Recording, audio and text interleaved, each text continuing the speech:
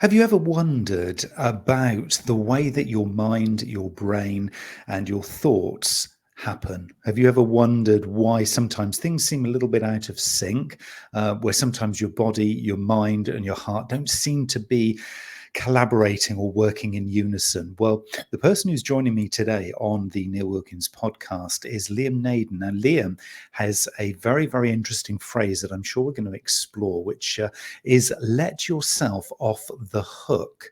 Because Liam believes that true success only happens when you do so.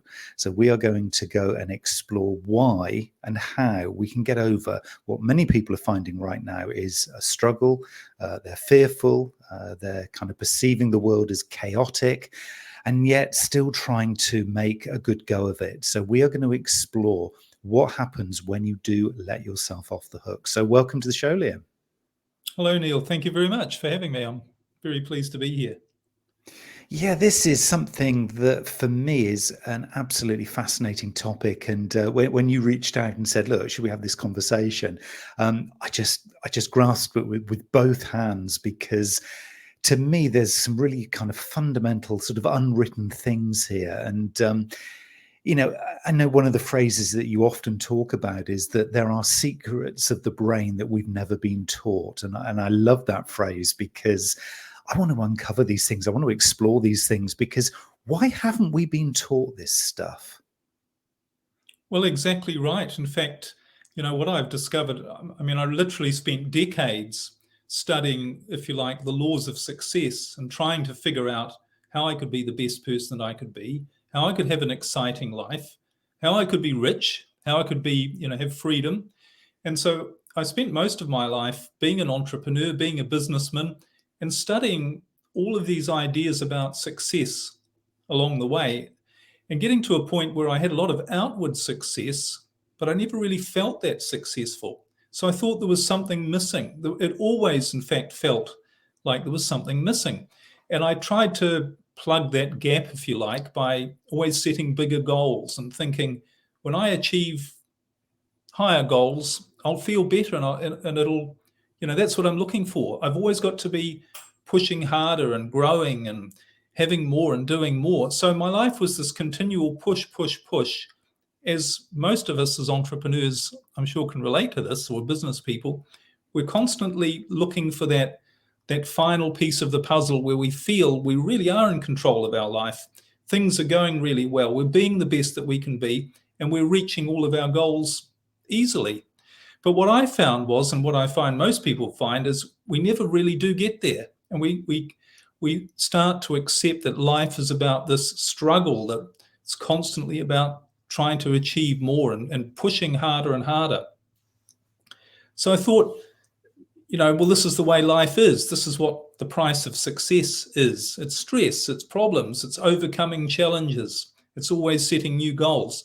It's never actually about feeling really successful. It's always something that's just beyond your reach, if you like. So I carried on like this, and that's what I thought success looked like, until something happened in my mid-40s, which should never have happened because it was never on a goals list, it was never a plan, and it was never part of the success mindset. And that was, I lost everything. I went from being a millionaire to literally losing everything overnight, becoming homeless, having to move in and sleep on my elderly mother's sofa in her living room in her small apartment.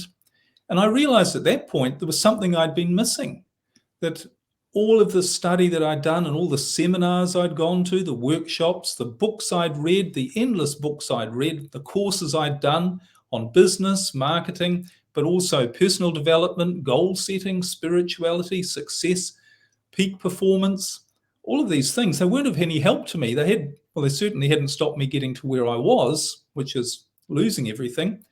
And the other thing was, when I was in that situation, they weren't really of much help to get out of it, because here I was, I really didn't know what to do. And I didn't know, even though I had all this information in my head about how to be successful, I thought, this is all fallen apart. This shouldn't have happened. Nothing's working. I don't know what to do. So it was only when I started to change my approach, and that forced me to change my approach, because it forced me to realize that none of that stuff actually worked for me, just being really honest.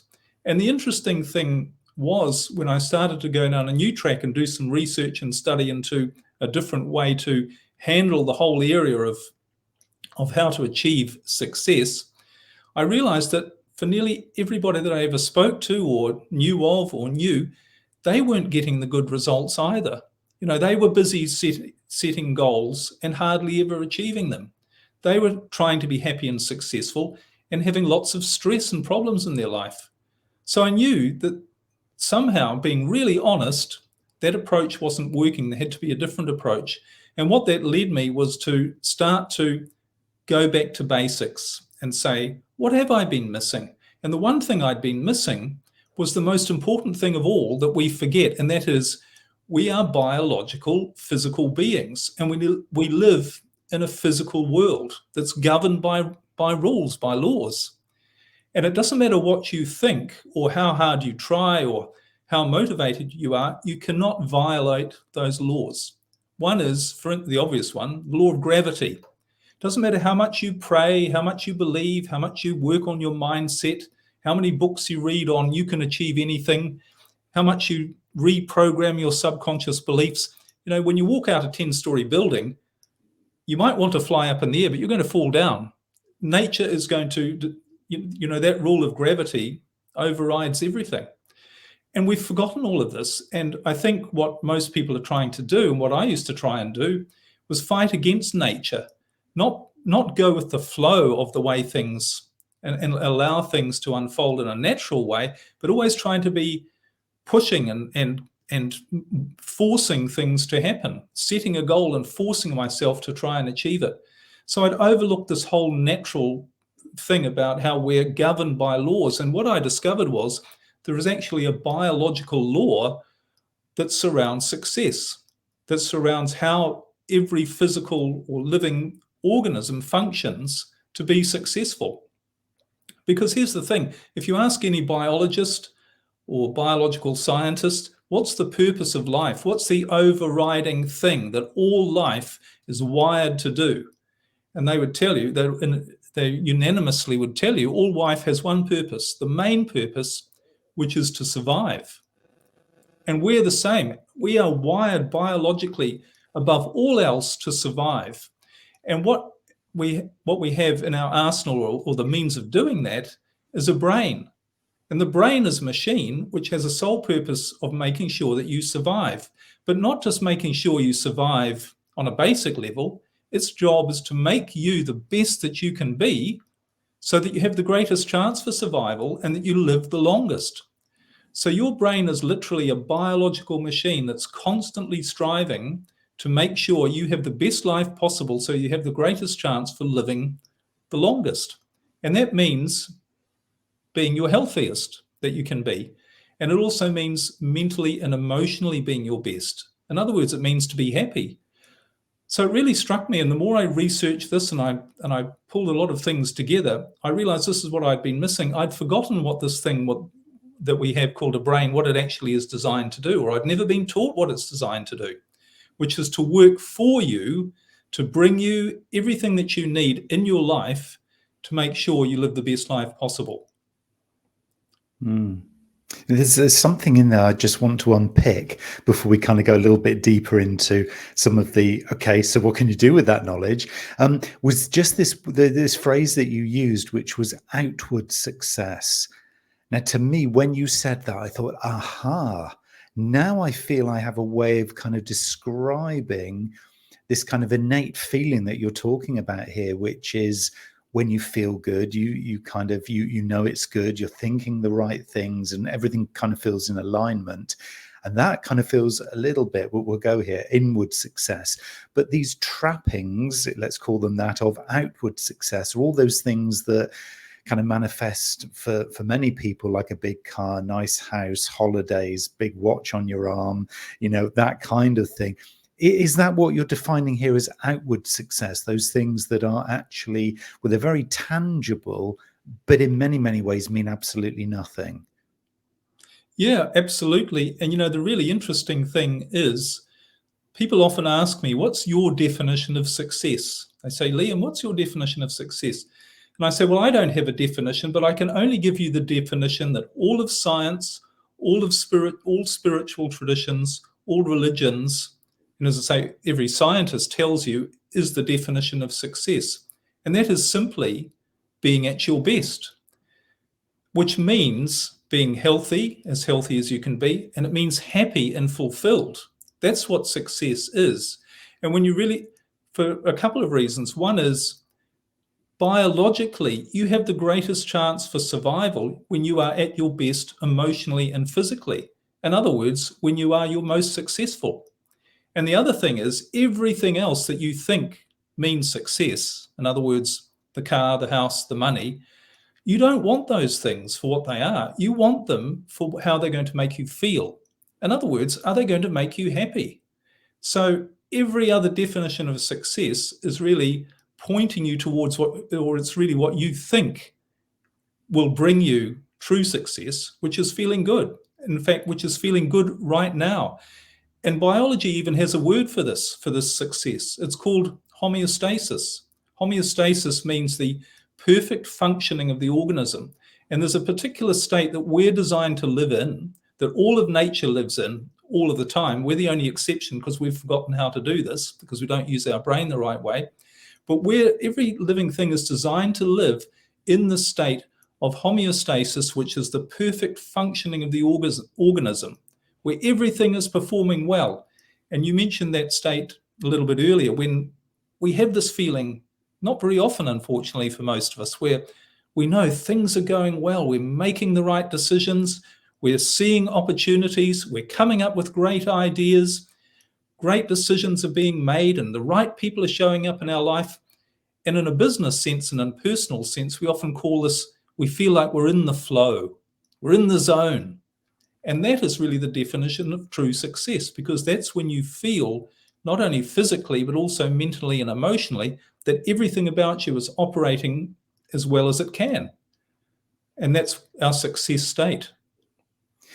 So does it make logical sense then that if we were to pare everything back to its absolute minimum, so not external success, actually almost kind of ignore that just for a moment, and really kind of almost lead a very minimalist kind of lifestyle where it is very, very simple, it is very kind of at one and at peace, and so there's very few stressors kind of in place.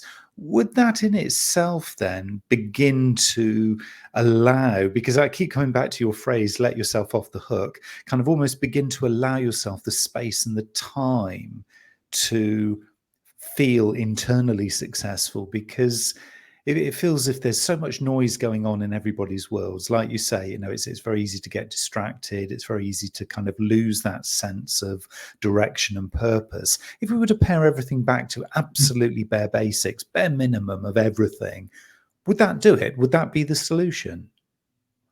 Well, it's a technique that points at the solution, if you like. But really, here's the thing, and I think this is the thing, again, I keep saying that I missed, that everybody misses. But what we need to realize is this brain that we all have, I mention it's a machine, because it is a machine.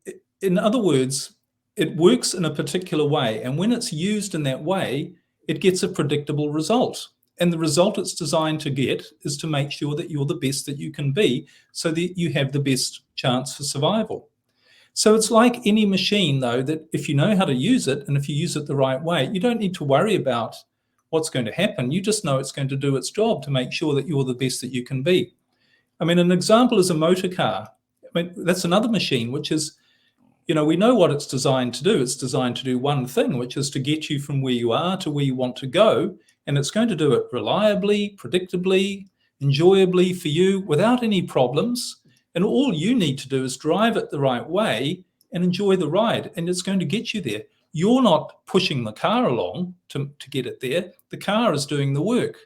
So when we understand that the brain is just like that, and it's a machine which, if you use it in the right way, it's going to guide you. It's going to make sure that you do the right things. It's going to give you those aha moments, that we often talk about, that we have these gut feelings about things. It's going to guide you.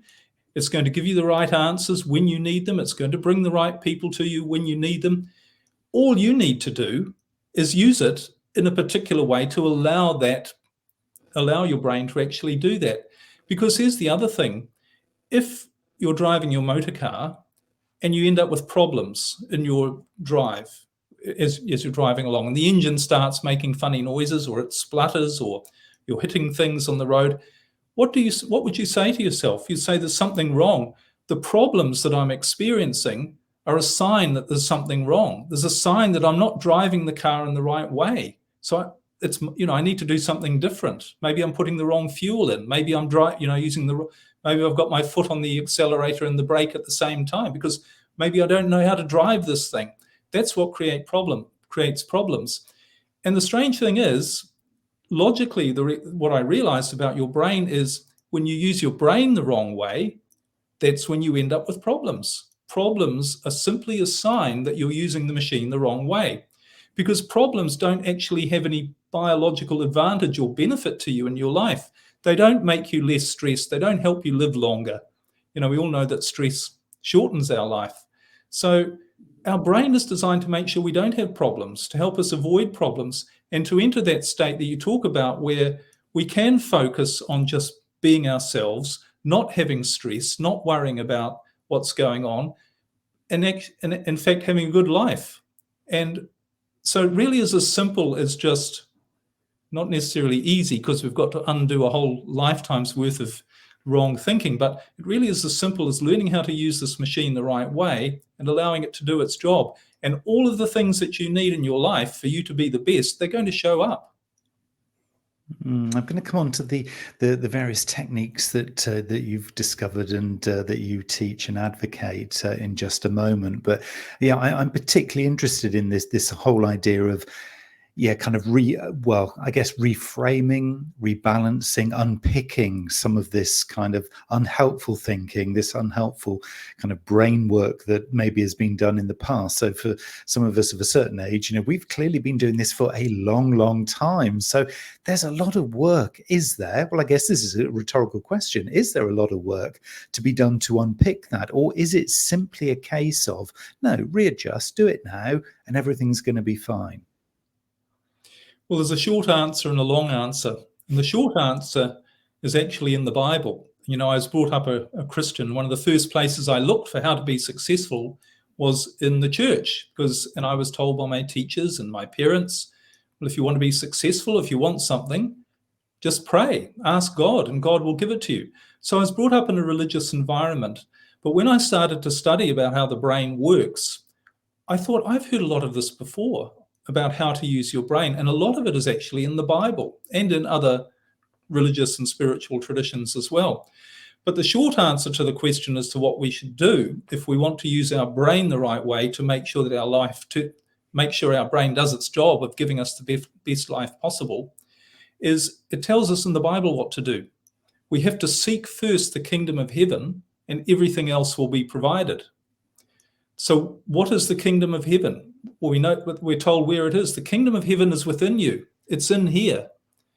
And the only way you can so it is, the kingdom of heaven is the state of being your best, of feeling great, of feeling, loving, or whatever you want to call it, but in the state of homeostasis where you are functioning as to being the best that you can be. And it says, seek first the kingdom of heaven, everything else shall be added to you, which is all the outside stuff, obviously. The kingdom of heaven is within you. How do you enter the kingdom of heaven? To enter the kingdom of heaven, in other words, to enable your brain to create the state for you, you have to be like little children. Only little children can enter the kingdom of heaven, it says in the Bible. And what does that mean? What do little children do? They don't worry about anything. They don't set goals. They don't struggle. They're not trying to figure stuff out all the time. They're not trying to make things happen. They're not getting stressed and worried and afraid. They're just living moment by moment. And what they're doing is they're using their brain the right way, because we've confused. I have a 4-part brain model of how there are 4 parts to your brain and they all have a different function. But we've confused the part of our brain that we use that we think is designed to ensure our life is the way it is. And we're trying to use our thinking brain. We're trying to use we're trying to figure stuff out all the time. We're trying to come up with answers to problems. But here's the thing. How many times do you get the answer to a problem when you're not even thinking about it? Or how many times do you get this gut feeling? You've been working on a problem and it's really stressing you out, and then you don't think about it for a while, and suddenly this new idea comes to you. So where does that come from? It doesn't come from your thinking brain. It comes from a different part of your brain. And this is the part I call your creative brain, because this is where all your imagination, your creativity, your motivation, your instinct, your higher awareness, and also all your problem-solving ability comes from. And instead of saying what most people do, I'm so confused, I don't know what to do, I'm trying to figure all this out. Well, the reason you're confused and trying to figure it all out is that part of your brain that you've activated in that state is not your creative brain. It's not the part where all the answers actually are. So we need to get out of this thinking state, and we can talk about how this works, if you like, and how the four parts interact to make this happen on a biological level. We need to start allowing this creative part of our brain to do its job. And this part of the brain, it's fascinating if you see how many high-performing or high-achieving people describe this state. So, for instance, peak performance athletes, they talk about they reach this state of almost effortless performance where there's something takes over them and they're just performing it way above the best that they ever have. Musicians or artists or writers or people who create things, composers have often said, I don't know where the music came from. It just came to me and I just heard it and I wrote it down. Well, where does all this come from? Where do your new ideas come from? Where do your insights come from? Where do those gut feelings? And very often as business people and entrepreneurs, I know this, we do the wrong things even when our gut feeling is telling us, you shouldn't be doing that, but you do it anyway and you try and justify it and try and force it to happen, and it never works. But where do all these different things come from? They're coming from a different part of your brain, and that's the part of your brain that is designed to be in charge to make sure everything happens in your life for you to be the best that you can be, so that you have the greatest chance for survival. Oh my goodness, we're unlocking some secrets here, aren't we? But they're not secrets. This is the beauty of it. They are things that should be so incredibly obvious, and yet we've all become so distracted by a myriad of different things. And just the lovely clarity, Liam, with which you're kind of describing this, it just makes so much sense. I'm sure everybody listening or watching this is just thinking, oh yes, why do I keep getting in the way of myself? Because that's kind of what's happening here, isn't it? We kind of self-sabotage, not consciously, not negatively, but are we trying too hard? Maybe that's something that's kind of, inhibiting all of this. So if we just get out of the way and then get an understanding of the four-part brain model, which you describe, then we've got hope, haven't we? Yeah, and I think the basic problem is we've never been taught what our brain actually is. I'd never heard of what our real purpose is, how we're biologically designed to be successful. No one ever told me that. But the other thing we're never told is what our brain actually is and how incredibly powerful it is. If you read any books of people who've written about the brain, the last page, when they describe the brain, the last page is pretty well all the same. And they all say, I've got to the end of writing this book and I can't believe how incredible the brain is. It's just beyond description. It's far and away the most powerful computer that exists on the planet. It has each brain that we possess has the computing power of 500 trillion computer microprocessors. And it's all there designed for one purpose, to make sure that you have the best life possible. Now, but we don't know this brain has that power and that it has that purpose either. So that's why we're trying to figure it out. We're not just saying, well, it's a bit like if you had a computer and you could just punch in a command, make my life the best life possible, hit enter. You'd do it, wouldn't you? If you believe that it was like this infinite computer that could do it. We've actually got that. We just don't know it's there. We don't know its power. We don't know that that's what it's there to do. And it will do it if all we do is let it do its job by using it the right way. Let's go there. I think we've kind of sort of whetted everyone's appetite here and just kind of like dangled this carrot of there's an answer, there's a solution here. So Liam, take us through the four-part brain model, because it is a fascinating concept, and I think it'll bring so much clarity to everybody listening. For sure, and it's a model I've created really based on science. So this is backed up with all the scientific descriptions, if you like, but I've put it in a simple, easy to understand way so that people can actually get it and use it. There's a diagram on my website and a lot more information about it on my website. But in essence, there are 4 parts to your brain. And these are separate physical locations in your head that each have different functions.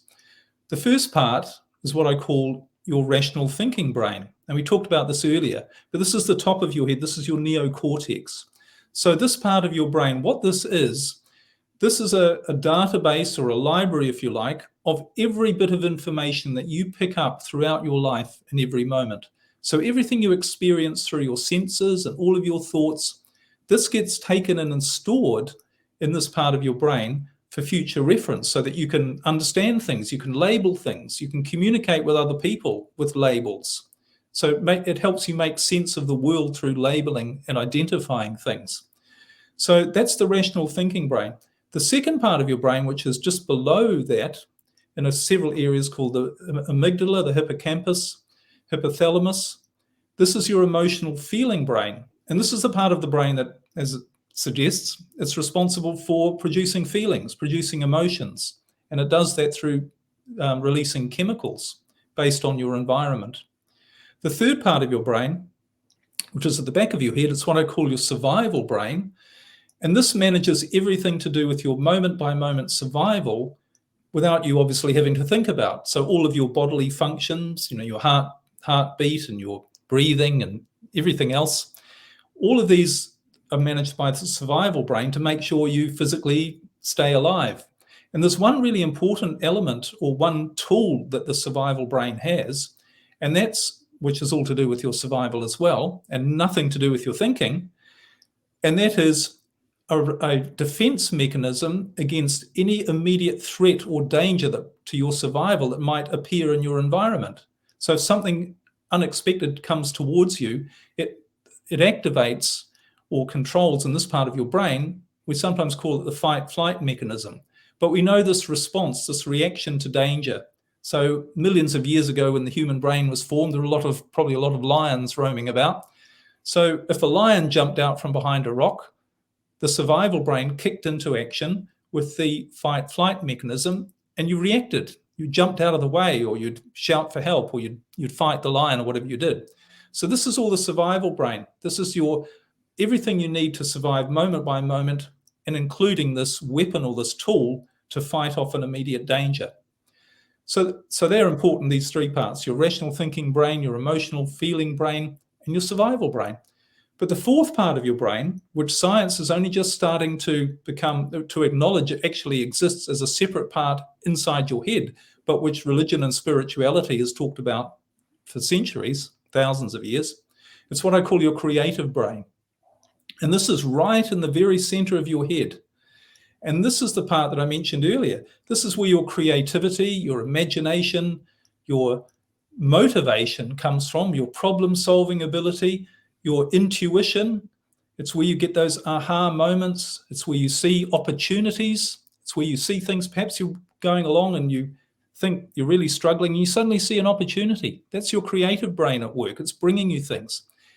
And this is a state also of high awareness, because when you're not using this creative brain part, which you're supposed to be using most of the time, we'll talk about that in a second.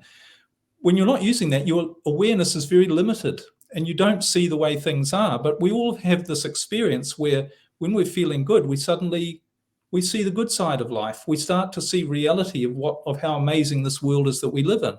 So this is all the creative brain. And here's the point. The way you're supposed to live is you're supposed to allow your creative brain to be operating all of the time. Because when you're feeling creative, imaginative, loving, coming up with the right answers, avoiding doing the wrong things, making the right decisions, feeling motivated to do the right things, and good people are showing up in your life and the right circumstances are showing up in your life, what's the word for that? That's you being the best that you can be. That's when you're going to be really happy. That's when you feel this inner fulfillment, this inner success that we're all looking for. It's that feeling. So That's the way we're supposed to live all the time to ensure that we have the greatest chance for survival. However, there's only one time we're not supposed to be living in that state, and that's when a lion jumps out from behind a rock or some immediate threat to our survival. And the brain does something very interesting to ensure that you survive and you fight off the danger in that moment. What it does, it sends a signal through the emotional brain, actually, and it activates that fight-flight mechanism. And it does it through the feeling of fear or stress, worry, or anxiety. So what's happening on a biological level, when you feel fear, stress, anxiety, worry, anger, your brain is sending a signal telling you that somehow there's a threat to your survival. There's something that's going to harm you or even kill you in your environment. Now, it might not be there. Of course it's not there. There's no lions there, but that's what your brain is telling you. And in that moment, what it actually does is it activates what's called the sympathetic nervous system, which activates the survival state, your fight-flight mechanism. You feel bad, and it shuts down your awareness and has you focusing on whatever dangers and problems might be in your world.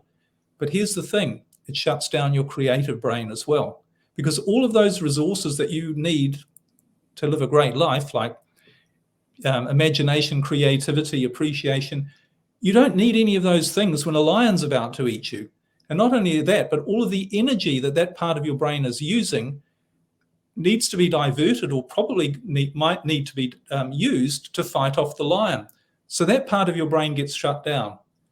And that's the essential thing that I had completely overlooked, and most people overlook, is that when you feel fear, stress, worry, and anxiety, you're blocking off the part of your brain that can actually bring you everything that you need and get you to see the right things to do, the right goals to have, and to make your life the best it can be. And what are most people doing? They're feeling stressed, they're feeling worried, and they're watching the news and worried about what's going on. They're having these conversations with everybody about what's all their problems. They're worried about their business, they're worried about their life, and they're trying to figure it all out in this state. But this is a limited state that has no clue about how to solve your problems. It has no clue about what your goals should be. It has no clue about what's best for you, what's going to make you the best that you can be, which is probably something you've never thought of. And you're busy so when you're using this part of your brain, you're busy trying to figure it out. You're trying to work it out. You're saying, I need more information. I need to figure out what my goals are. And that's why you stay stuck. So the enemy, the real lesson, is you have to get rid of fear. Fear is a trigger which activates the wrong part of your brain, the reactive part, and it shuts down your creative brain, the part that's supposed to be in control. So you have to get into this to realize this is just a switch. This is just a mechanism. And people say to me, oh, it's all real for you, Liam, but I've got all these problems. I can't stop worrying. I can't stop being afraid. You have to learn a way to do that. And that's what I teach, that to realize that fear is the enemy. And again, I thought, I've heard this before. And I thought, I know there's a book that says not to be afraid quite a lot. In fact, the Bible says 365 times, be not afraid. Be not afraid. Those exact 3 words. Now, that isn't just an idea. It's not saying try not to be afraid and, don't worry, everything will be all right. It's telling you as an instruction that when you are afraid, you are going to activate your survival brain. You're going to shut down your creative brain.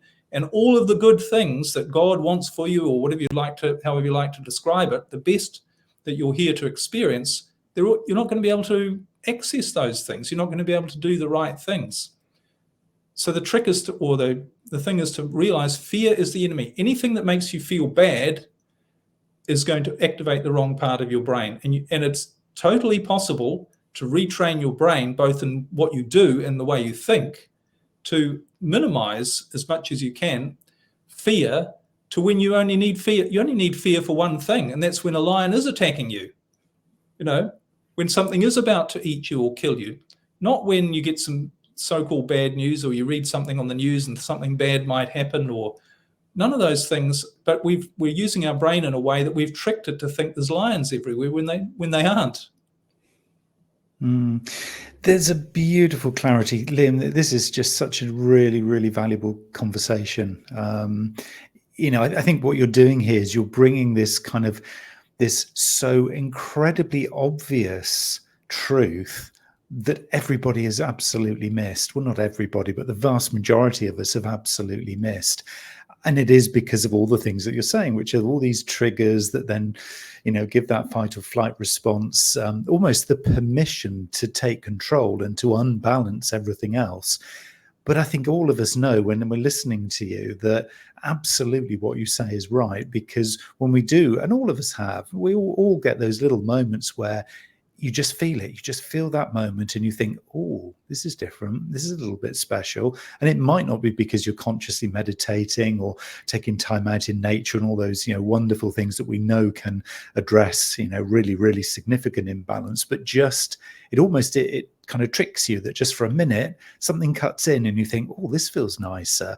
So is what you're saying almost giving ourselves the permission? I know there are a lot of other techniques that you talk about and that you use, and will direct people to the rest of your work in a while. But are you kind of advocating that people should really take time out to pause and to rebalance? Because it feels as though there is a real kind of retraining that needs to happen, because most of us have become so out of sync with this beautiful state that you're describing that we actually need to self-correct consciously until it becomes a subconscious habit. Is that kind of the best way of thinking about this?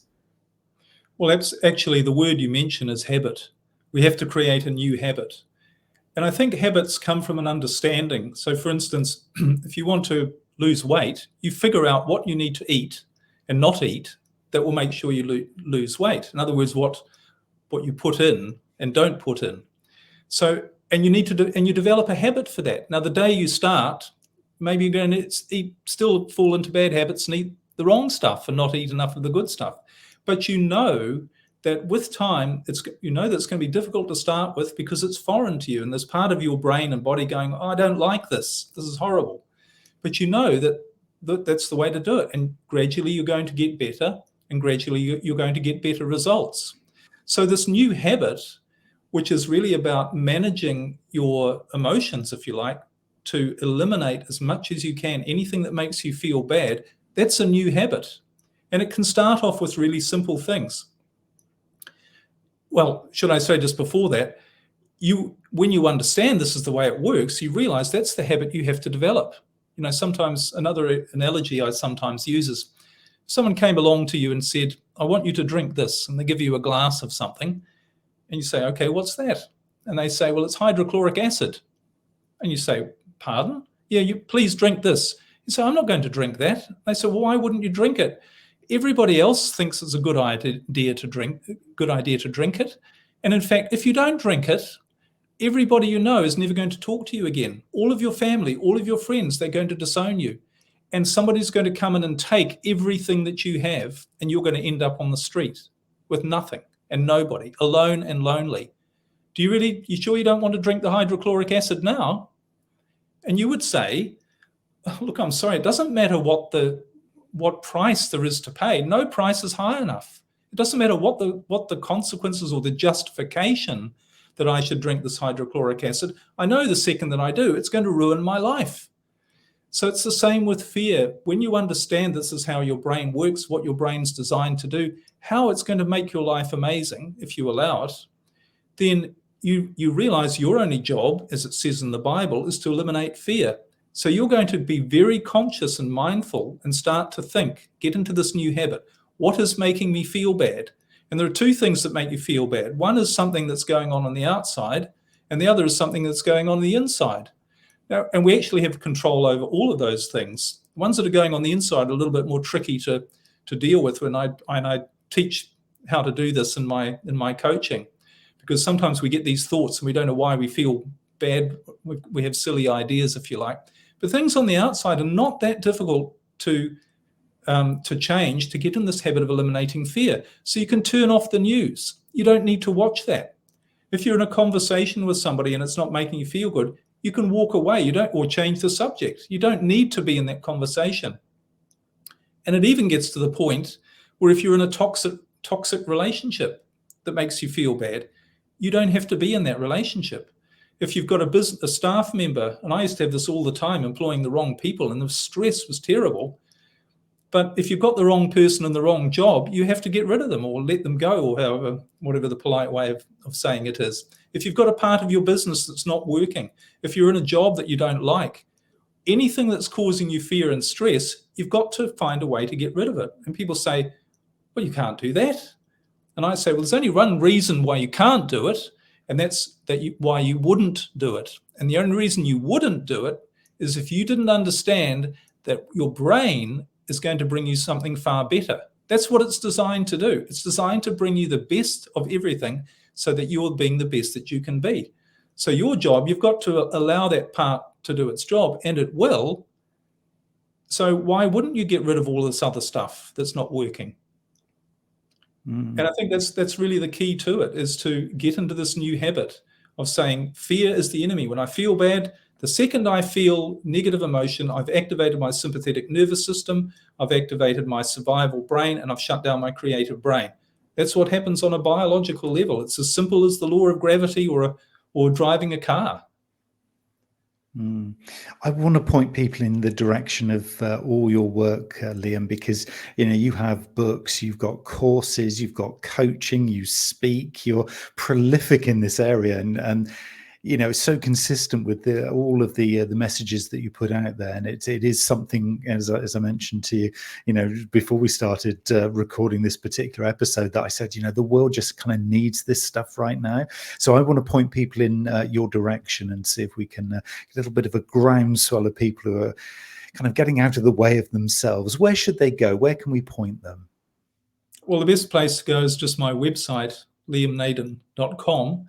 And in fact, if people go there, they'll find I have a free webinar at the moment, which really goes into more detail without getting too technical about how the brain works and how you really can start changing the habit.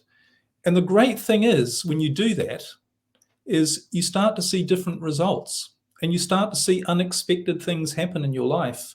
This is what happened to me. And I couldn't figure out why were all these coincidences, or why was I getting these good ideas, these good opportunities? And why were things working so well that they weren't creating problems or stress for me in my life? That's how I got on to trying to figure this out. So in this webinar, I show you how to start using your brain so that you start to get some different results. And when you do, you firstly say, wow, how did that happen? And you go, I'm starting to understand. I'm starting to understand how things work in this biological world that we're all governed by, how this success that is present all throughout nature, how it really all works. And the more you do that, the more you understand, the more you let go of the fear thing, and you see better and better results. And ultimately you turn around and it's a bit like saying, why did I ever do it the other way? Why did I ever think that was the way to do it? It's like, why did I ever think driving a car was about standing behind it and trying to push and put all that effort in? Why did I ever think like that? It was ridiculous. And it's the same when you start to develop this understanding of your brain and you say, why did I ever buy into all this negativity that's going on in the world? Why did I watch the news? Why did I talk to negative people? Why did I worry about all these things? It's fascinating. It certainly is. Liam Naden, it's been an absolute pleasure talking about this really, really pertinent topic that is here for everybody. This isn't just for one or two of us to really listen and pay attention. I think this is for absolutely everybody. So, yeah, it's been a real honor kind of listening to you describe this in such, clear ways, because the brain is complicated, but your work and your messages aren't. So thank you very much for translating all that complication for us. It's been a really, really, really good conversation. Thanks so much for having me, Neil. It's been an honor to be on your show and to talk to you.